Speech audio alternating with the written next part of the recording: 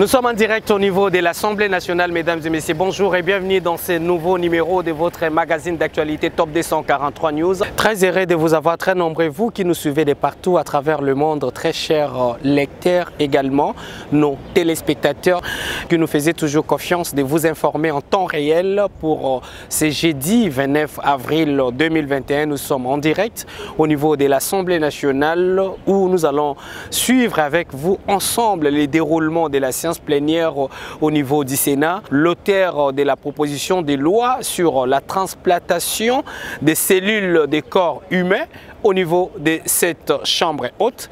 Nous allons suivre les déroulements de la séance plénière et on va y revenir comment il va présenter cette proposition de loi. Également quelques intervenants qui vont émettre le point de vue et on aura suivre la suite après. Suivez. Très sensible, ces faiblesses peuvent faire l'objet d'une loi particulière et l'arrêté du ministre de la Santé publique interviendra pour compléter certains aspects purement administratifs. Nécessité, examen médico préalable.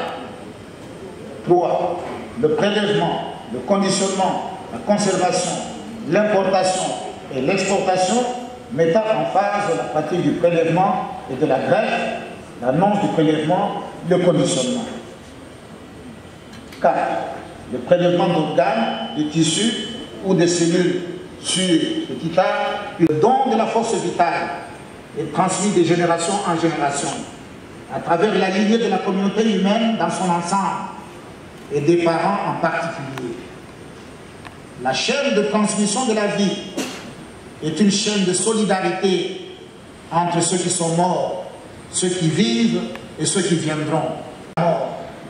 Mais le corps du vivant ou du défunt peut toujours être utile pour renforcer la vie par le don issu du corps est un acte qui...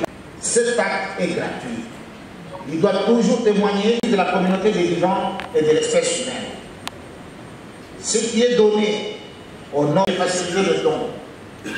Ce corps méritera davantage de respect et de considération pour sa de vision du monde. Ainsi doivent être compris le statut du corps et le sens du don. Un tel acte rend le donateur anonyme. Il ne peut se prévaloir du don de la vie. Ainsi fait adopter et proclamer à Kinshasa, en août 2016, à la mémoire de nos ancêtres, en communion avec nos parents et pour la survie de l'espèce humaine. Présentation exposée des motifs. Exposé des motifs. Les transferts médicaux internationaux des malades, des tissus, des cellules du corps humain sont de plus en plus nombreux dans notre pays. Les coûts y afférents sont généralement pourvus de couverture d'une assurance maladie.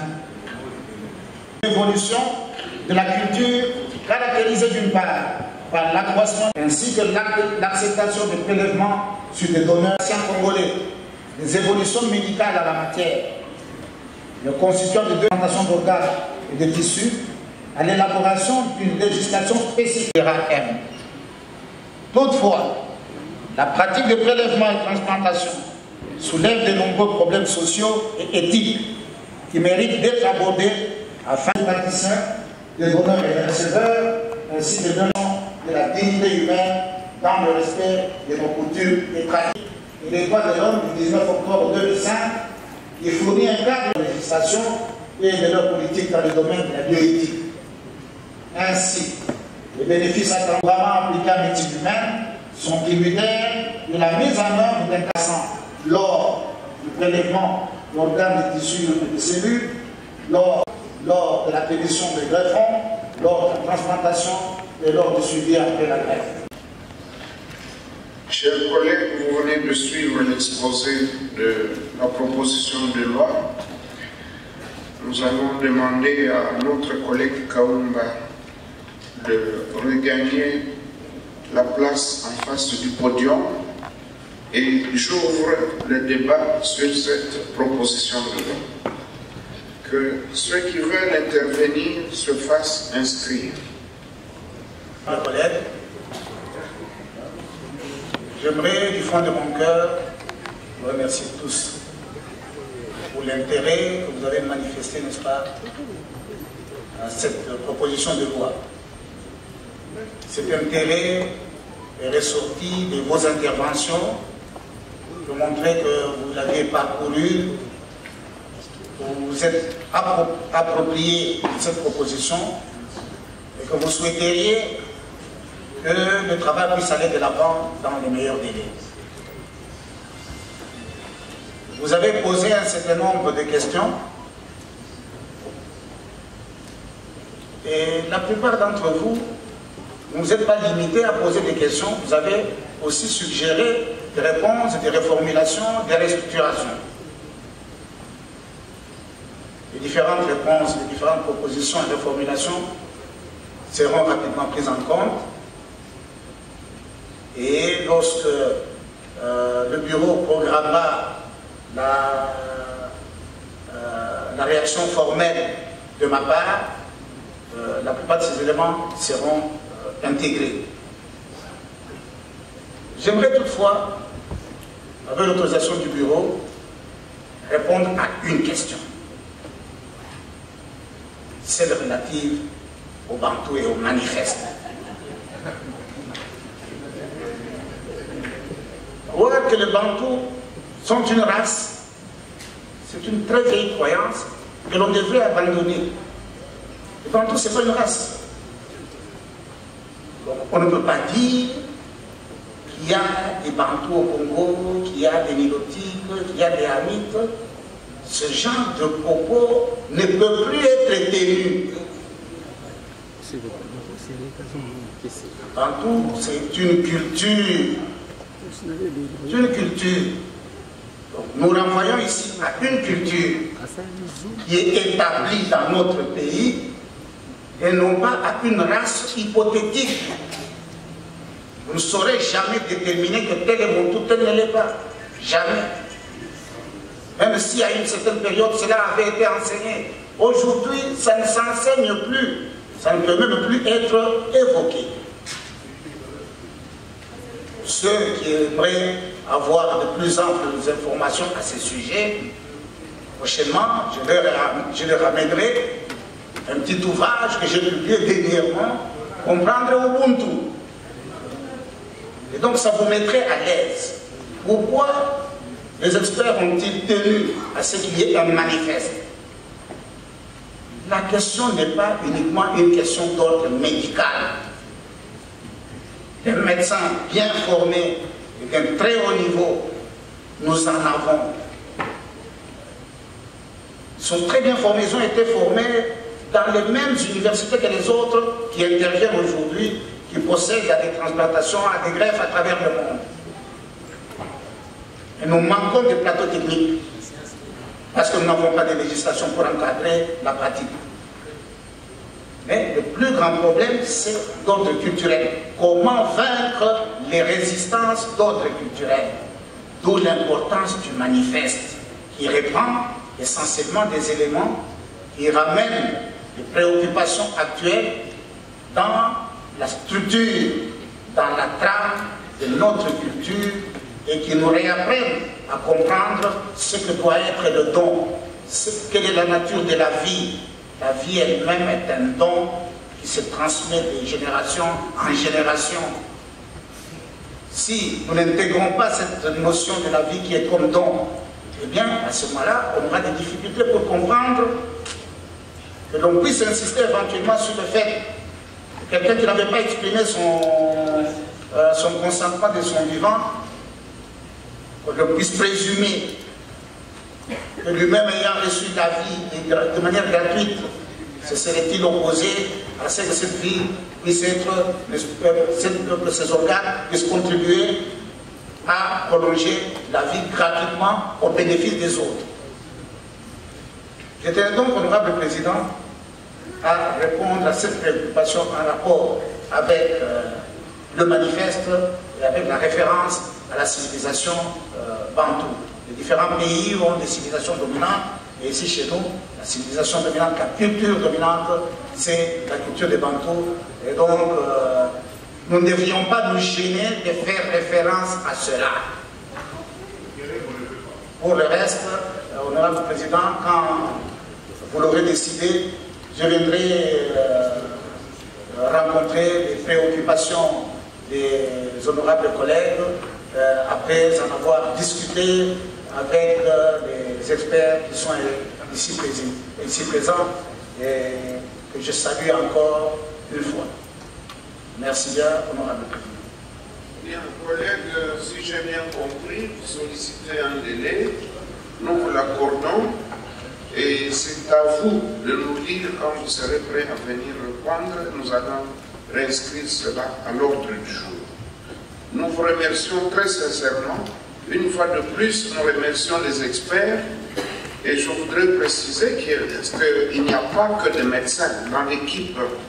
Vous y trouvez des philosophes et criminologues, en commençant par notre collègue Kaumba.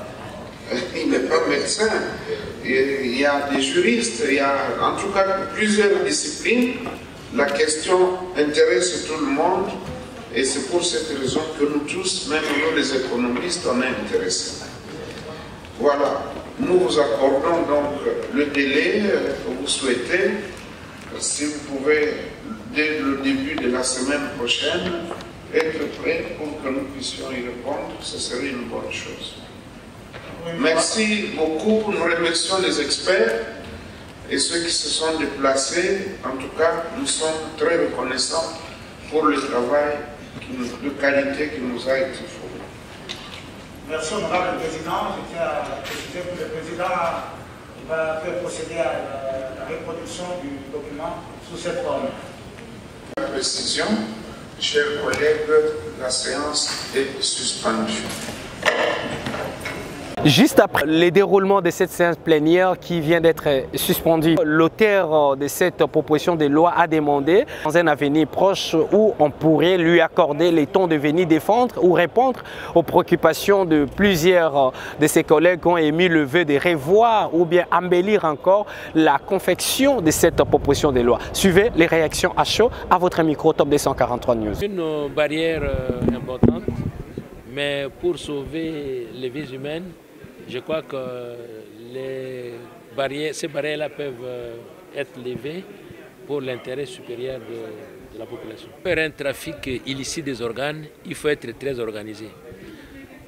Quand vous arrêtez quelqu'un, pour prélever, il faut aller dans un centre spécialisé. Il faut mettre du temps, il faut anesthésier la personne, il faut enlever, il faut le remettre. Mais quand vous l'aurez remis en état et il se le révéla, il va dire que son corps a été travaillé. Ou alors vous prélevez le corps, vous le tuez. Donc ce trafic-là, il faut être des spécialistes pour le faire. Donc ce n'est pas comme un gâteau de l'argent, vous le retirez. Non, il faut être organisé, vous prenez quelqu'un, vous l'amenez à l'hôpital, vous ouvrez, vous prélevez, vous refermez. Et quand vous refermez, il se rend compte qu'il n'est pas comme il était avant. Donc c'est assez compliqué chez nous de faire cette opération-là. L'amélioration de la gestion des soins, de l'administration des soins. Il y a des malades des reins, il y a des malades de cœur, il y a des malades de ceci. Alors, si nous avons une loi sur la transplantation, la loi va encadrer cette pratique. Et ça va nous permettre de développer les plateaux techniques et la recherche scientifique, parce que les scientifiques sont déjà là. Mais ils ne peuvent pas faire le travail parce qu'il n'y a pas d'encadrement légal. La motivation, c'est la considération de la santé de la population. Parmi les gens avec qui nous vivons, il y a des gens qui ont des maladies qui nécessitent des transplantations. Je crois que vous avez déjà rencontré des personnes qui ont des problèmes de reins, qui ont des problèmes de cœur. Vous voudriez qu'on les laisse comme ça, qu'on les abandonne? Et nous, qui avons le rôle de légiférer, nous ne faisons pas notre travail. Nous devons faire notre travail parce que c'est la loi qui permettra d'avoir les équipements. Si nous n'avons pas cette loi, nous n'aurons pas les équipements. Et les revenus, ceux qui ont un revenu mensuel très bas, lorsqu'ils tombent malades aujourd'hui, on est obligé de les envoyer en Inde. C'est plus facile de les envoyer en Inde ou de les soigner ici sur place. Ça serait moins cher de les prendre en charge localement. Merci pour votre fidélité de nous avoir suivis partout à travers le monde. Vous aviez compris, pour ce jeudi 29 avril 2021, nous étions en direct au niveau de l'Assemblée nationale où vous avez suivi les déroulements de la séance plénière au niveau de la Chambre haute du Parlement. Il était question de débats sur la loi des transplantations des cellules de corps humains au niveau de cette Chambre haute. vous avez également suivi les réactions à chaud pour ces jeudis. Merci pour votre fidélité. Mais avant de nous quitter, abonnez-vous massivement sur Top 243 News Télévision. Également, lisez-nous sur www.top243news.com. Toutes les actualités en temps réel, c'est ici. Merci pour votre fidélité. À nous revoir très bientôt. Pour vous informer de l'essentiel de l'actualité en République démocratique du Congo, il vous suffit de vous abonner sur Top 243 News TV. Également nous lire sur www.top243news.com. Au nom de toute la rédaction, nous vous remercions.